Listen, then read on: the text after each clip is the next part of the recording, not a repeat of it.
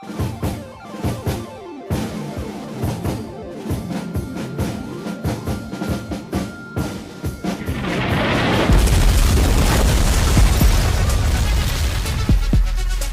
to Politics Done Right on KPFT.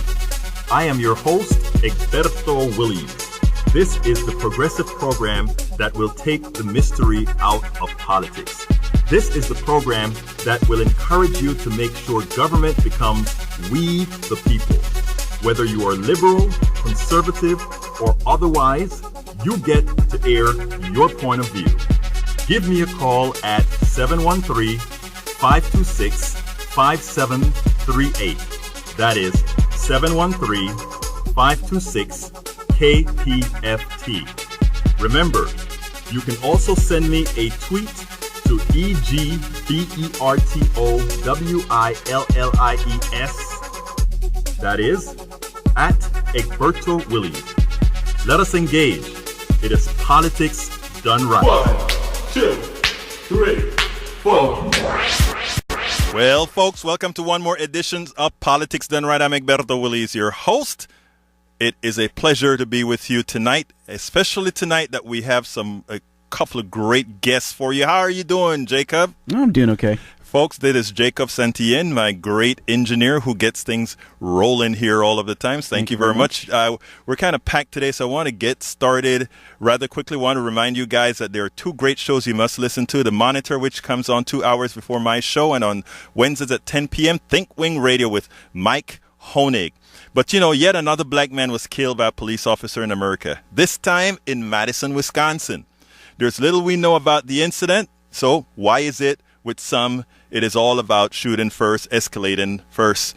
For the first time in American history, a president's foreign policy was publicly and disrespectfully undermined. I'm going to touch on that a few as well. The University of Oklahoma fraternity Sigma Alpha Epsilon were caught chanting on the bus that they would rather lynch blacks than sign them as members. But it is all in our heads, right? Today we will have former Green Party presidential candidate and Move to Amend spokesperson and leadership team member David Cobb and hip-hop artist, cultural organizer, and political theorist Hip-Hop Congress Shamako Noble on the show. They will be discussing Hip-Hop Congress and Move to Amend as soon as we're done with the blog of the week. They are visiting Houston to conduct educational panels covering corporate rule and much more. But you know what time it is, my friend?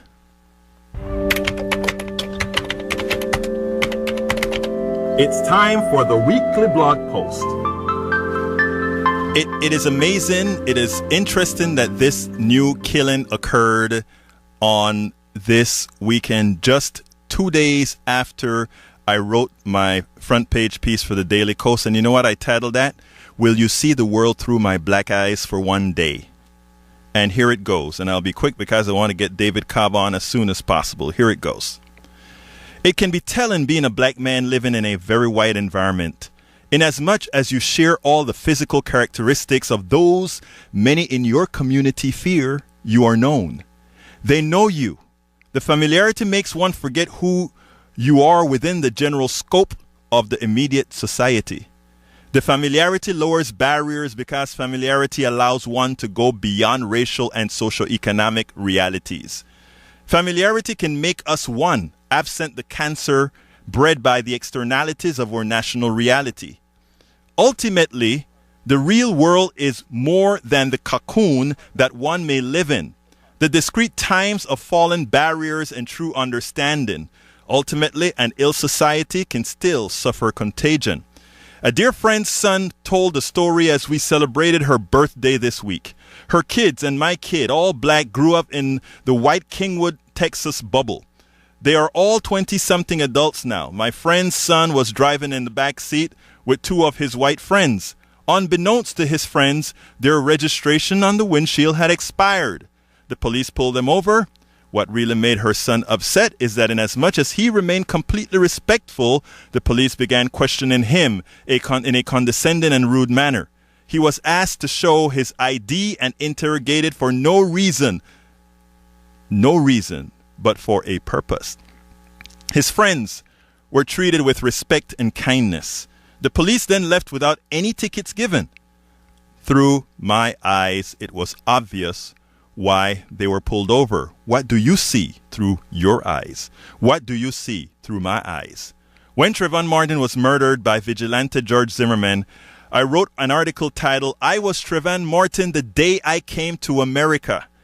In the article I said, I remember being stopped many times by the police. It's not that I was a bad driver. Most of the stops seemed to have only to do with a desire to question me. It was never confrontational. I did as I was told. You see, where I'm from, Panama. A dispute with an officer guarantees a cracked skull with no legal recourse. So the cops in Austin likely thought I was a model citizen. From a young age, I always knew when and where to engage. I adapted. I was running a bit late to KPFT 90.1, a Pacifica radio station where I do several radio shows a few days ago. The flashing lights behind me led to that sinking feeling, oh God. The stop was for an illegal lane shift. The fear for a simple traffic stop was palpable for me. Ultimately, the encounter with the police officer was surprisingly pleasant, so much so that I blogged about it when I got home at midnight. The day after, I got an email from the Houston Police Department informing me that the officer received a commendation that was placed in his file because of my blog post about the encounter. Through the eyes of many, there was nothing special of that encounter. Through the eyes of black men like me, it was a big deal. This week, the U.S. Attorney General Eric Holder released the Justice Department's report on the Ferguson police. It found no irrefutable evidence that a prosecutor could use to charge a police officer, Darren Wilson, who killed Michael Brown. The second report, however, was an excoriation of the Ferguson Police Department. The report documented the inhumanity many went through, not only at the hands of police officers, but at the hands of a justice system that economically harmed an entire people. Their actions caused people to lose not only jobs and money, but their sense of pride. Ed Schultz interviewed Ferguson activist T-Double on Thursday. I interviewed him on my show, Politics Done Right, while he was right here on this show, while he was at the White House after meeting President Obama. When asked about the shocking report, T-Double could be paraphrased as, "You are now seeing my world through my eyes." The report is not a surprise to any black or brown person in the country. It does, however, give activists like T-Double a sanctioned document to corroborate the tenets of their activism. Ultimately, T-Double sees the bigger picture. We have to save our community. T-Double said, "For so long we fought to be in a house that doesn't want us there, into a system that is designed to keep us in this position. And that's the reason we are in this position now.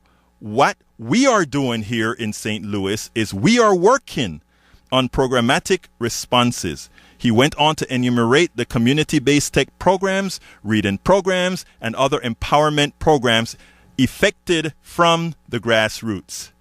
Nicole Hanaj-Jones wrote a prescient article in Politico magazine titled "A Letter from Black America" that is worth a read. She recounts a story where someone shot into a crowd while she and some family friends and an intern staying with her were strolling down the beach on Long Island. After they ran far away from the shots, the intern was on the phone. They were disgusted. They thought she was talking to her mother. She wasn't. She was talking to the police. The take of these four professionals were probative. This is what she wrote. "My friends and I locked eyes in stunned silence. Between four adults, we hold 6 degrees. 3 of us journalists, and not one of us had thought to call the police. We had not even considered it. You see, we also are black, and without realizing it, in that moment, each of us made a set of calculations, an instantaneous weighing of the pros and cons. As far as we could tell, no one had been hurt. The shooter was long gone, and we had seen the back of him for only a second or two. On the other hand, calling the police posed considerable risks. It carried the very real possibility of inviting disrespect, even physical harm. We had seen witnesses treated like suspects and knew how quickly black people calling the police for help could wind up cuffed in the back of a squad car. Some of us knew of a black professional who'd had guns drawn on them for no reason. Whether it is through T-Double-O's eyes, the son of my friend's eyes, Nicole Hanaj Jones and her friends and family's eyes, or my eyes, those that do not live the reality of a real fear of police interaction should pause. They should aspire for an empathy that allows them to see the world through the eyes of others. Then and only then will we see the same dress with correct colors. Then and only then will we really change our country and the world. And with that, I want to bring in David Cobb. David? Yes, I'm here. How are you doing, my friend? I'm very good, very good. I also want to let you know that I have Shamako Noble on the line with us as well. Shamako, how are you doing, my dear friend? Well, I guess he's not on the line quite yet. He was. So, you. Okay, how you doing? I'm doing very well. Thank you for asking. Excellent, excellent. Now, before I get to you guys, I want to make sure and tell folks one thing. Folks, do remember this is a call-in show. Number 713-526-5738. 713-526-5738. This is KPFT FM 90.1. And what's our other transmitters there? Galveston 89.5 FM, Goodrich, Livingston, you're going to tune into 90.3, and in Huntsville 91.9, and kpft.org all around the world. Excellent. Hey, David, before we go into specifics as far as what both you and Shamako, those great things you guys are coming to Houston to accomplish, did you hear the story that I read? I did. Now, I'd love to hear your commentary given what's done with Move to Amend and these other organizations. Well, let me just contextualize it. Really, you could not be having Shamako Noble and myself on at a better time in your program, considering the profoundly important, tragic, and really just maddening report of Through Your Black Eyes and what you read and what I actually had already read on your important blog post. Because let's be clear, your experience, T-Double-O's experience, every experience that you recounted, for a white person like me, makes visible the reality of a fundamentally racist, fundamentally oppressive society in which we're operating, including, Egberto, somebody yourself who is highly educated, who is a professional, who is living in a very affluent or suburban neighborhood. Your experience on the day-to-day, your son's experience on the day-to-day, I mean, all of these experiences are happening, and for most white people, it is almost unfathomable.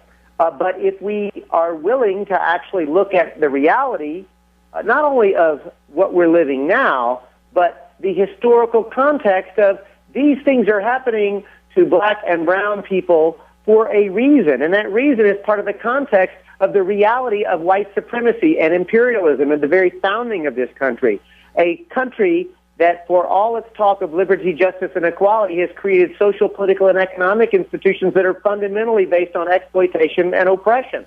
So I, as a leader with you at Move to Amend, are committed to confronting those realities, to not only challenging them, but to actually creating peaceful, just, democratic systems and organizations that are capable of shifting the culture at the same level that the abolitionists did, the women's suffrage movement did, the trade union movement did, the civil rights movement. The reality is, if we're going to be serious about creating a new world, we're going to have to confront the reality that you just described. That's my effort to respond and react to what you said. I love that. Let me tell you, David, but before we get into a lot of the deeper stuff that I want to talk about, and folks do remember, it's a call-in show. Even though we have two guests tonight, you can still call in because these are two very knowledgeable guests in the social justice arena. But where I want to go at first, David, is for both you and Shamako to tell me what are you guys coming to Houston this weekend for? What are you going to be doing out here? Because I know it's some good stuff that's going to be happening. Well, Shamako, I've been talking a bit. You want to jump in on what the bleep? Yeah, sorry about that. Having some mute issues. So, yeah, I mean, what the bleep is a really exciting joint project. I mean, Egberto, we've talked about it on the show a couple of times at this point, and it's just really taken off. We're in Houston this weekend. We've got a bunch of sponsor partner organizations, including the Harris County Green Party, the New Black Panther Party. We've got a couple of different community organizations, Shape Community Center, which David D. describes as ground zero. And, following Houston, we've got St. Petersburg coming up after that. We're going to be doing a national What the Bleep at the U.S. Social Forum site in San Jose. And, there are multiple What the Bleeps coming up right after that. We actually have to stop booking them because we wanted to spend some time investing in the forum, but it's been an amazing journey. And we continue to, I think, learn really important lessons on small levels and big levels alike. And if I could, to tag along Egberto and Shamako's words, for those who may have not been in on some of those conversations, the full process this weekend is called What the Bleep Happened to Hip Hop. Yeah, thanks for giving me that heart attack. That's to keep your engineer on your toes. He's always on his toes. Of course, the answer to the question, what the bleep happened to hip hop, is the corporate commodification of what began as a liberatory art form is what happened. And so we will spend this Saturday, at the Shape Community Center from 10 a.m. to 6 p.m.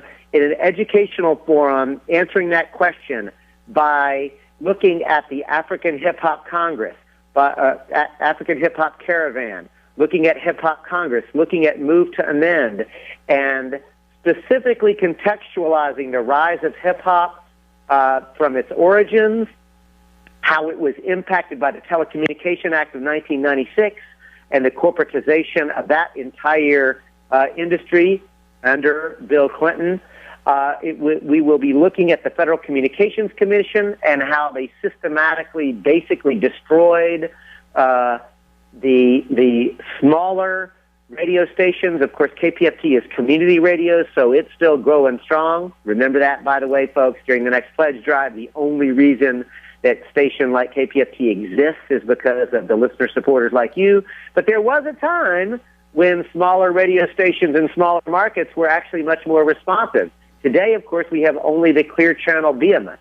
There is a reason that all of this happened. We'll also look at the ties that the prison industrial complex, specifically relating it to the cultivation, if you will, of what is now known as gangsta rap and what that means. So we'll be spending all of that time bringing together middle-aged white liberals and progressives, young black and brown hip-hop artists and culture workers in an exploration of these issues where we actually learn from each other. I want to break right there because you said something in passing that I want our audience to hear. Because expand a little bit more when you spoke about the gangster rapperization of the paradigm.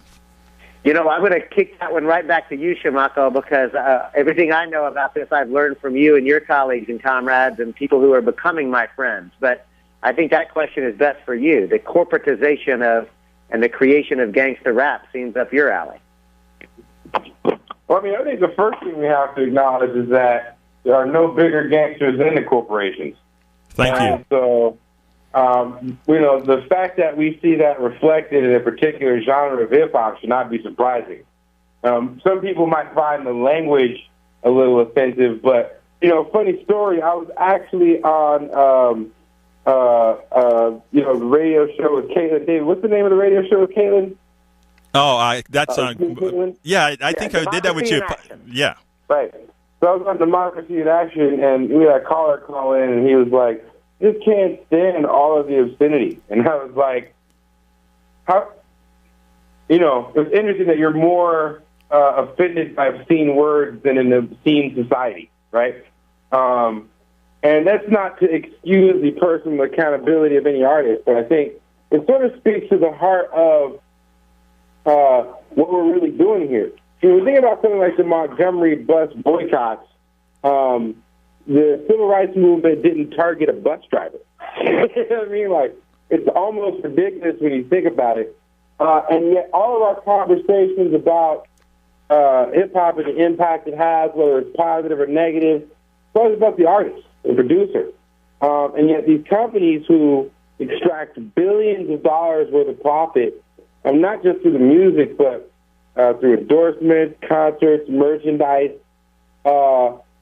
they go untouched, unscathed. And, in movement work, I think one of the things that we learn is, you have to identify the source of your woes, pick a target, and go after it. And so I think one of the things that's really significant about What the Bleep is that we kind of started to initiate a conversation about who the target is when it comes to the appropriation, not just of hip-hop, but of culture and humanity in general. They're not just doing the political process. I am glad, the human process. Shamako, I'm glad that you're actually putting some context, and not only more than context to the rap genre, but also sort of the business side and the political side. It seems to me like that if you can get a whole lot of our burgeoning culture, the rap culture that exists here in Houston, and get them out there to the Shape Center to kind of put some politics, some meat, and some business onto the bones of these young men, young women, that it would be positive. So what I'd like to ask you guys to do right now is, first of all, to let folks know in stump for those that are listening, a couple of sentences, what you're going to do for them, and how do they get to that project, to your project this weekend?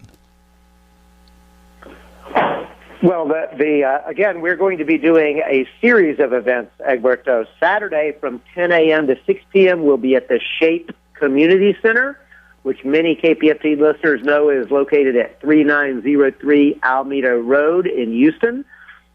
And then what's super exciting is that evening at the same location, starting at 7 p.m., the Shape Community Center, we're going to be a hip-hop artist showcase. And I'll let Shamako swoop in a moment to talk about the lineup, which is fast developing.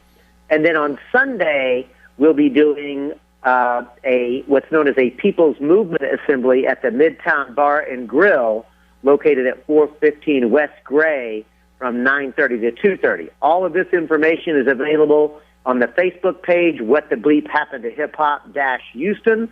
We have to have it Houston because, as Shamako says, we've already been in 6 communities and another probably 6 coming up by the time we end this year. So, again, What the Bleep Happened to Hip Hop Houston on Facebook. All the information is there. You can also call us at 707-269-0984, and we can answer any questions. Shamako, you want to swoop in and talk about the artist showcase that we'll be doing Saturday evening? Yeah, and I don't want to just talk about the artist showcase, but one of the things I think is really significant, when I go into What the Bleep Cities, I always like to do my historical research. And Houston, I didn't realize that Houston was the 3rd largest city in the country. Yes, it is. The 4th. Larger than Chicago. Oh, did it pass Chicago? I also didn't realize it has one of the largest populations of black people in the United States. It's 23% African American. And that means that given its southern roots, its history, and the Great Migration in blues, jazz, and of course, by extension, hip-hop, its history is rich. It's a port city in a significant economic region. And, I'm here in Silicon Valley, so I'm used to the Googles and the eBays. And, I've never been face-to-face with Halliburton. And I think that all of this sort of sets the historical, political, and cultural context for a really important location. You know, David was kind of pushing this, and I was dragging my ass, excuse my language, you might have to bleep that, but to bleep on putting this together. And, you know, as we really sort of got focused and things started to emerge, I realized how significant this was. You know, Scarface was a member of the group Ghetto Boys. It's a group that comes out of Houston's Fifth Ward. Right. He actually had an article that talks about whites taking over hip-hop. And it's interesting because the article comes out in response to artists like Eminem and Macklemore. Right. And, you know, Seattle was the stop we just did before Houston. And we're going from Houston into Detroit, right? The heart of the emergency financial manager. Right. The struggle for democracy. The water problems. Water crisis. But on top of all that, the home of Motown, right? Right. So it's just, I mean, I just want to contextualize that. You know, we have a lot of really powerful artists. Of course, Mike Crenshaw, who's a part of the program. Don Claude from Dallas. Joaquin Merte and Dabs One from San Antonio. We've got an artist from Tupac's group, The Outlaws, coming out. One of our panelists is going to be Sister Crystal Muhammad, who is the national chair of the new Black Panther Party. So great to see strong women of color playing a role in leadership and in making What the Bleep happen. And it's sure to be a very powerful event. And we're going to have a professional videographer there. So at our last What the Bleep, we managed to get it recorded live on Hollow Earth Radio. And so this time we're actually going to manage to get it recorded live on video. Right. And so that's powerful. That's powerful. Well, I mean, this is what you know, community engagement, community radio, community properties are all about. Things that actually uplift people, things that actually move them in a positive direction. And I think I am. By the way, Shamako, let me get on your case a bit. Why did it take you so long to realize that Texas had a Houston, that Texas had an Austin? What's wrong with you, my brother? You know, I knew Texas had an Austin and a Houston and a San Antonio and a Dallas. But I'll be honest. I'm gonna be completely frank. I am aware of my occasional Californianess. Okay. For the most part, I embrace and love it. Sometimes it makes me a little bit dense. And good on you for acknowledging that, Shamako, and owning it and standing in that accountability. I also want to point out something that I know because I'm a native Texan. Houstonian. You know, KPFT is in many respects still my, quote, home station, even though I no longer live in Houston. Because what I know about KPFT is the incredible blues and other Americana music that is played, Absolutely. and traditional roots that is played on KPFT. And can I remind you that it is the corporatization of what now passes for country and Western music that we should also be incorporating into this analysis? Because, you know, I'm pretty country myself.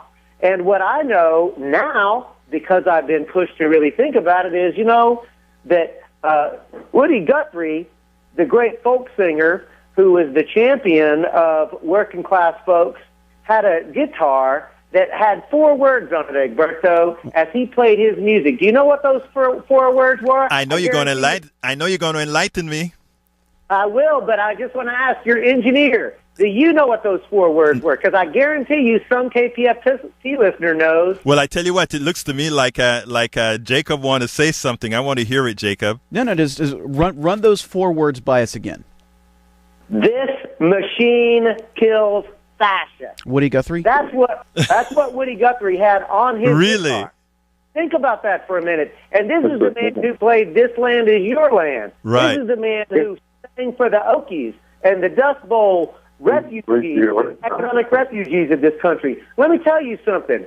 What the hell, or what the bleep happens to country and Western music? I'll tell you, the corporate commodification of what actually should have been a liberatory art form for poor working class white people. Exactly. That's what happened. Yes. I mean, it's a, I mean, after we get through this with What's a Bleep, we're going to go into actual talking about, I want you to give your stilt on what a lot of what goes on to Move to Amend and what's, we're trying to do, because I think that is so important. But I think what we're talking here with hip hop, with country music, with what you guys are going to be doing this weekend gives a great narrative to the portion of what we're doing and the corporatization of just about everything here in America. So I think that's great. So anyhow, let me ask you about about you guys are all ready for Houston. Did you get all the information out that you needed to get out for getting people involved? Because like I said, this is really community service. This is a service that Shamako, you're going to the Shape Center. That's an institution here in Houston. Deloitte, know him well. You're working with darn good people to that really try to get things done in the community. Shamako, that was to you, and you must be on mute again. And now I'm off. But one thing I want to point out about that, Egberto, and I think David will agree, we've had, you might call it success, you might call it a coincidence, you might call it fate. Right. So we've had some really interesting placements as far as where we've landed with our venues. Mm-hmm. In Denver, we were at a place called Youth on Record, which was the youth program that grew out of the Flowbox youth organizing and education process. And it was smack dab in the middle of a well-known, gentrified Denver neighborhood. Right. In Oakland, we were at a community-led, community-designed space called Quilombo, right on the edge of downtown in the hood of West Oakland. In San Jose, we were at Silicon Valley Debug, a well-known staple and anchor of community organizing and culture. In Seattle, we were at Hollow Earth Radio and Cortona Cafe, respectively, an independent online radio station and one of the last black-owned businesses in the heavily gentrified and even displaced center of Seattle's neighborhoods. Now we're going to the Shape Community Center in Houston. I don't know where we'll be in Detroit, but it's Detroit, so it almost doesn't matter. I don't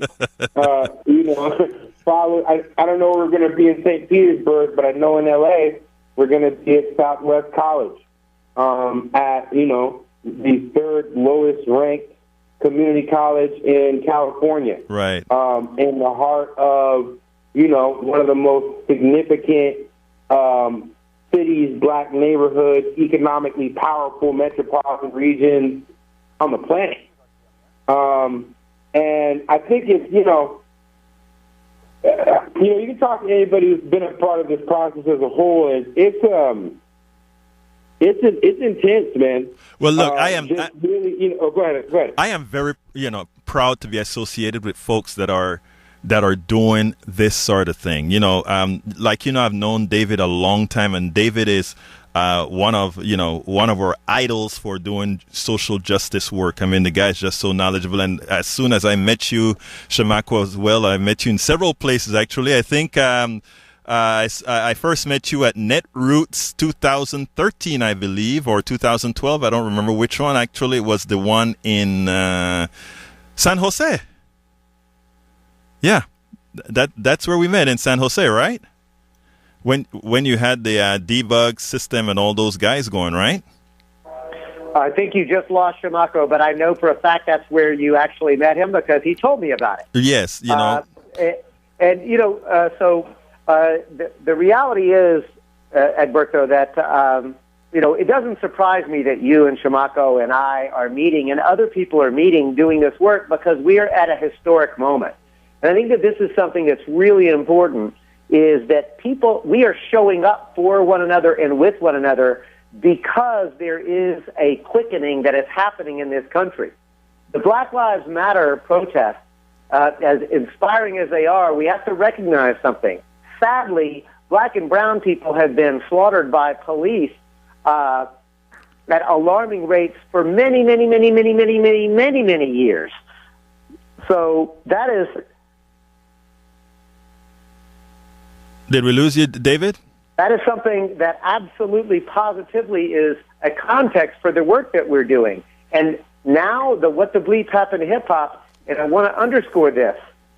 Egberto, what the bleep happened to hip-hop is an invitation to progressive whites, to radical whites, blacks, brown folks, to hip-hop artists and culture workers to convene together and go deep together so that we can not only understand what is happening, but that we can actually begin to make plans to flip the script, to actually start to use art and culture in a liberatory manner, much the way KPFT radio does for current events and politics.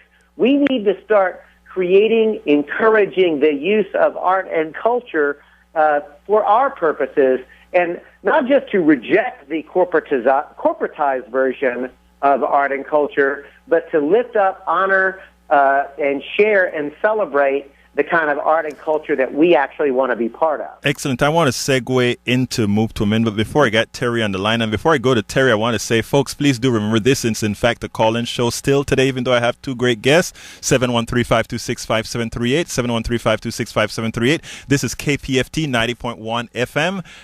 In Houston, Texas, and also... And in Galveston, 89.5, 90.3 in Goodrich, Livingston, 91.9 in Huntsville, and KPFT.org all around the world where you can stream us live. Yes, sir. Call in, speak to David, our Shamako, 713-526-5738. Hey, Terry, come on in, my friend. Hey, but late to the party, just calling in, want to hear what's going on. Yeah, we're talking to David Cobb, the past presidential candidate for the Green Party, but now moved to Amend stalwart, and Shamako Noble, who is having a function with David in town called What the Bleep? Or help me out, David. What the bleep happened to hip-hop? No, you were supposed to give the inflection. Well, I didn't want your engineer to freak out again. I don't think he's... Okay, but anyhow, so that's what we're talking about today, Terry. And for other folks listening, 713-526-5738. Now, I said I wanted to move to Amend because you said something, when you get onto a show like this that reaches the entire Houston metropolitan area, and you get into the subjects what I like with the way you brought the subject up is that you brought the subject in a form that's saying what we're attempting to do is enlighten people. And for all those that want to be enlightened, that is what we're all about. So let's talk about Move to Amend and what we've done within Move to Amend to ensure that it's an all-inclusive movement for what Move to Amend is trying to accomplish nationally. Well, thank you, Egberto. I'm always very proud to actually, and I think that I just want to make sure, Shamako, have we got you back in the conversation? You do. Okay, great. So I am always proud to talk about Move to Amend. Move to Amend is a multiracial, multi-ethnic, cross-cultural, intergenerational movement demanding the abolition of the illegitimate court-created ideas that a corporation is a person with constitutional rights and the idea that money is speech. So our constitutional amendment campaign on the legal end is the well-done demand, a constitutional amendment to abolish the illegitimate court-created ideas that a corporation is a person with constitutional rights and money is speech. And to accomplish it, we have made the strategic decision that we must help to cultivate and be part of this multiracial, intergenerational mass movement of people that are both politically educated and aware, a broad, deep, conscious movement that is making systemic demands for change. And the Move to Amend National Leadership Team is comprised of 10 people from across the country. As you well know, Egberto, I am the only white man, which is to say we are multiracial and multi-ethnic. We are all across the country, from Bellingham, Washington to Miami, Florida, Los Angeles, California to upstate New York. You're in Kingwood. We have folks in North Carolina and Atlanta, Georgia, Salt Lake City, Utah. We literally are all across the country. David, in their 20s and 30s.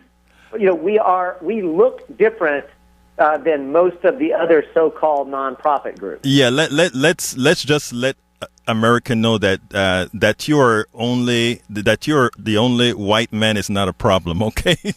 Because we have white women, we have just about every kind of folks there, so everybody's there very well represented as a group.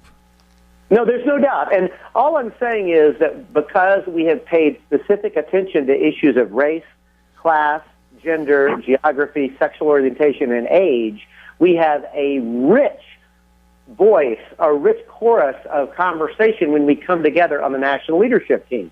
And that has happened from a group that began, and mark my words, 12 people in a living room. Today, we're 384,000 people and growing every day. We have helped 16 states pass resolutions of support of our campaign. We have helped 600 communities pass resolutions of support. We put our issue on the ballot in 300 communities, winning every single time. And that includes progressive places like San Francisco and Madison and Boston. But, you know, Egberto, we also win in Salt Lake City, Utah. We won in Waukesha, Wisconsin, hometown of Republican Tea Party Governor Scott Walker, where they haven't voted for a Democrat for president or Congress in over 40 years. Moved him in, was on the ballot there, and we won. We won in the state of Montana. Egberto, everywhere we go, we're able to win. And imagine now creating an internal organization that is absolutely committed to dismantling white supremacy, patriarchy, and then externally being able to go into pool halls and bowling alleys and getting into conversation with people about corporate personhood and money and speech. That's the sweet spot of transformational change, my friend, and Move to Amend occupies that. Now, let me. I want to probe you a bit deeper because, you know, when you say a whole lot of those things, you're a very intelligent man. You know the law. You're a lawyer. You ran for the presidency and all that kind of stuff. You know all of that. Let's talk to the basic mom and pop. Let's talk to that little lady who owns a little meat shop. Let's talk to that guy who owns that little drugstore. Let's talk to that rich fat cat who thinks he has something to lose.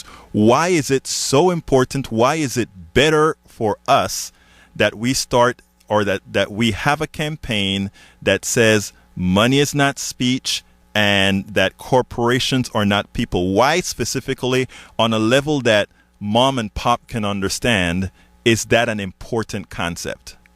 Well, look, if I'm talking to the owner of a mom and pop, the first thing I have to do is say, oh, thank you for surviving the corporate onslaught that is destroying small businesses across this country. And I promise you, any merchant, any small merchant, any small business person understands full well how corporate America is attacking Main Street America.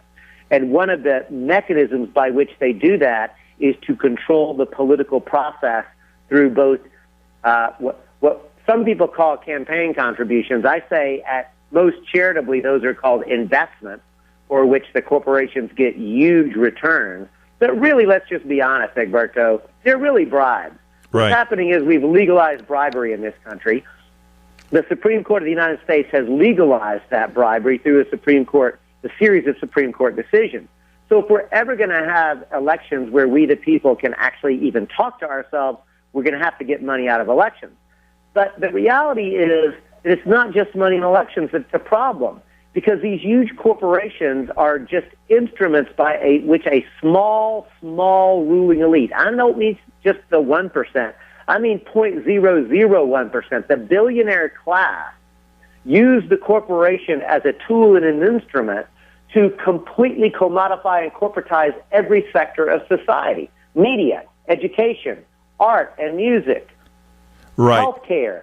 Everything has been corporatized and turned into a place for them to suck up resources away from the rest of us. And I can have that conversation not only in a mom and pop business. I can go into a pool hall, a bowling alley, a barber shop. I'm telling you, Egberto, you can't put me somewhere in a place where I can't, if somebody's willing to just talk to me, very quickly come to an agreement that the fat cats have the boot on their neck and they're sucking the very blood out of ordinary people. You touched on...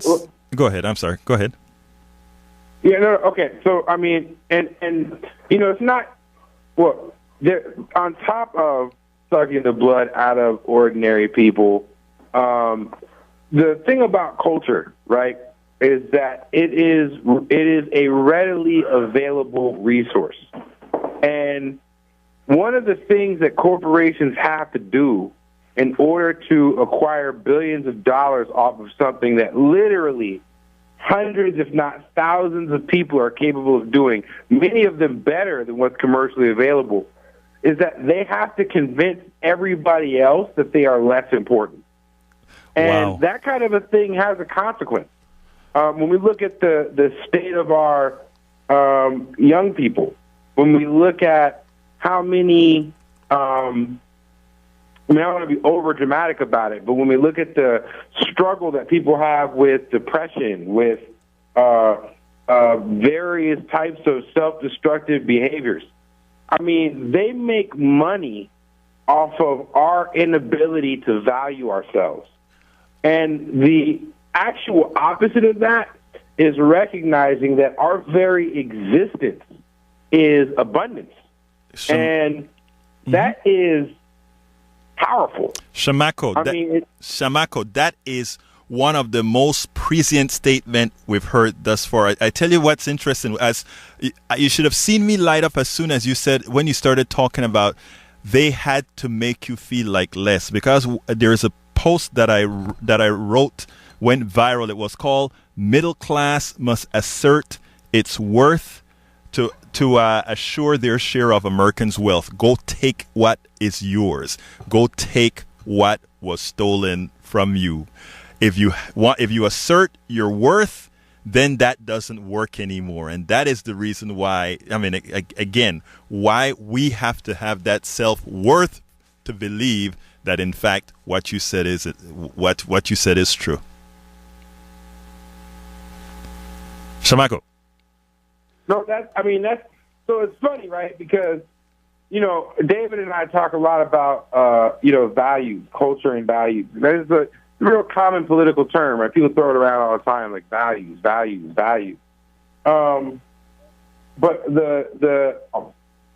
the truth is that right now we operate primarily off of monetary value. We recognize the importance of someone off of monetary value. We recognize the value of work off of a monetary value.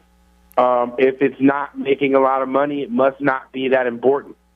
And the reality of the situation is that capitalists would never invest in anything that would undermine their power. And genuinely loving and caring for ourselves would undermine their power. Exactly. And so the reality is that they'll never invest in our genuine loving and caring for ourselves. And we play that out on each other all the time. We view each other through the lens of the very thing that is breaking down our own ability to value ourselves. And even as a conscious or semi-conscious person, it's a struggle because groceries cost money. The landlord wants the rent or the mortgage or whatever it is. And banks will repossess, bill. The IRS will lien. And yet, we've all heard the sort of classic example about the bailout, right? Mm-hmm. But, there's a multitude of those examples. I mean, this entire structure is structured thievery. And the thing about, the conversation around what the bleep is, we start off in this place around the theft of hip-hop. But generally speaking, we end up talking about global liberation because you have to confront the reality that it's quite a trick to steal something that doesn't even have a physical presence. Right. You know what I mean? That is not an easy task. that is why it is so important in what we do. And that is one of the reasons, even the way it's done at Move to Amend is to be extraordinarily inclusive and not only that, but educational, because most of these concepts aren't really understood by most. I mean, effectively, I think in one of wait, Bertha, yes, real quick. Go ahead. I don't mean to interrupt you, but I just want to say, yeah, I mean, does a fish recognize that it's swimming in water? Yes. I think one of the underestimated value of artists and cultural workers is that they understand the water. Right. And, I mean, people do things differently. And it's funny because, there's this ongoing, sometimes valid, sometimes invalid myth about artists and how they organize. But artists have groups. Artists have to put together songs. Artists have to put together shows. Artists are event planners.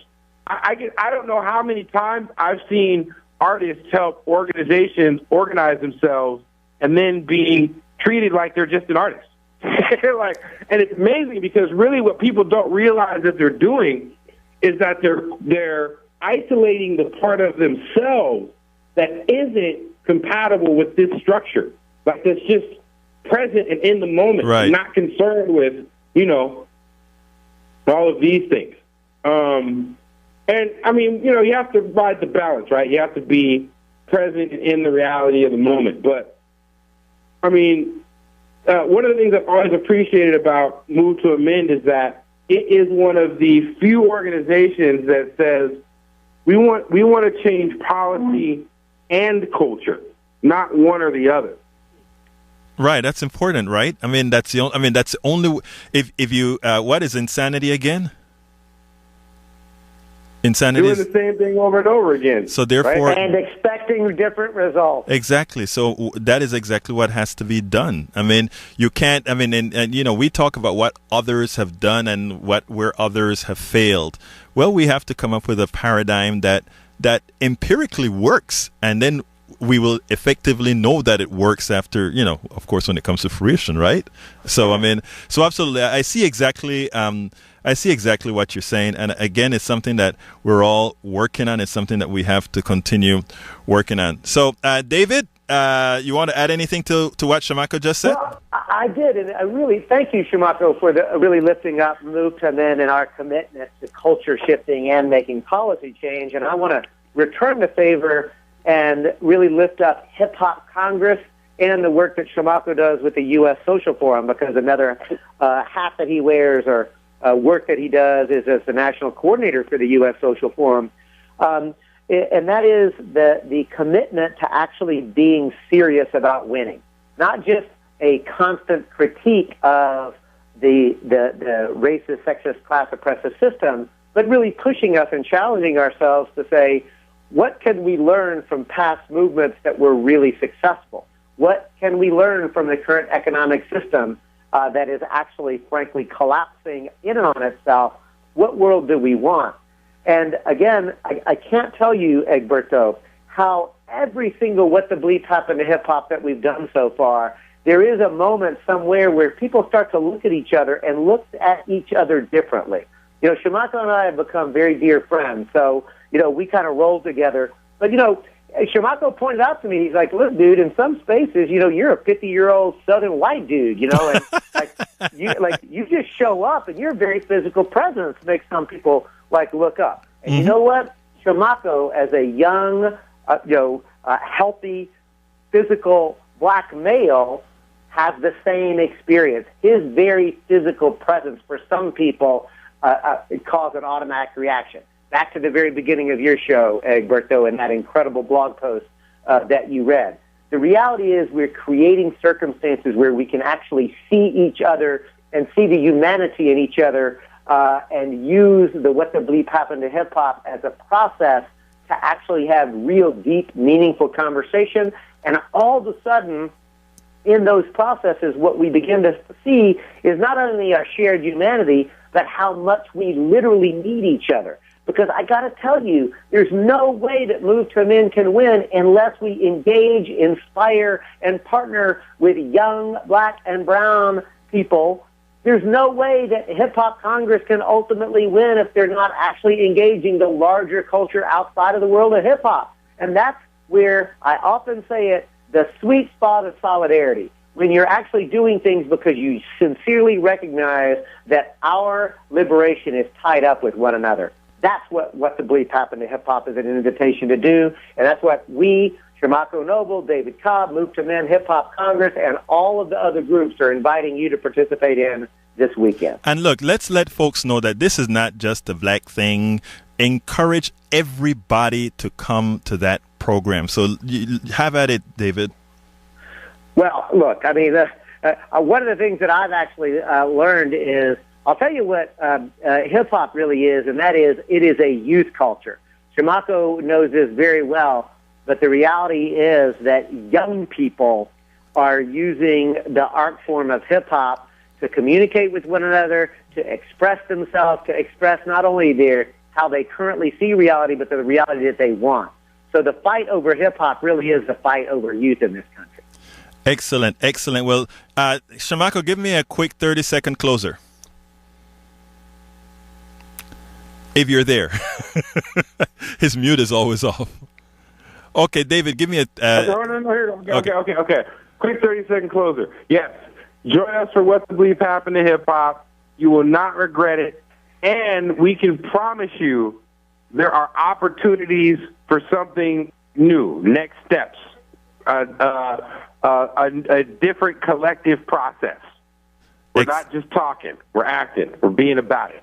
I love it. So, again, Egberto, that's this Saturday, March 14th, the Shape Community Center, 3903 Alameda Road in Houston, Texas. It's free, 10 a.m. to 6 p.m., followed by an What the Bleep Happened to Hip Hop Artist Showcase at the same location at 7 p.m., Shape Community Center, and a People's Movement Assembly on Sunday, March 15th at the Midtime Bar and Grill, 415 West Gray, 9:30 to 2:30. It's all online. What the Bleep Happened to Hip Hop Houston. Thank you very much, David. It was a pleasure having both of you. Terry, give me your quick 5-second closer as usual.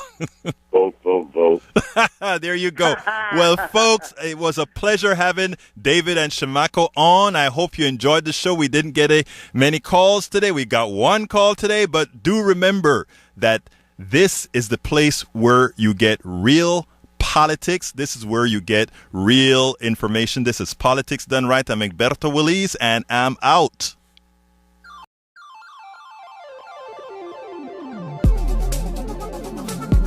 Thank you very much for listening to Politics Done Right. I am your host, Egberto Willis.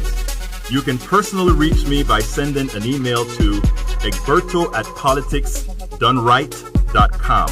Remember, Egberto is spelled E-G-B-E-R-T-O.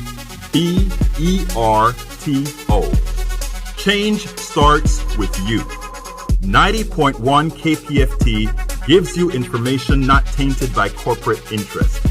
Please visit kpft.org and contribute.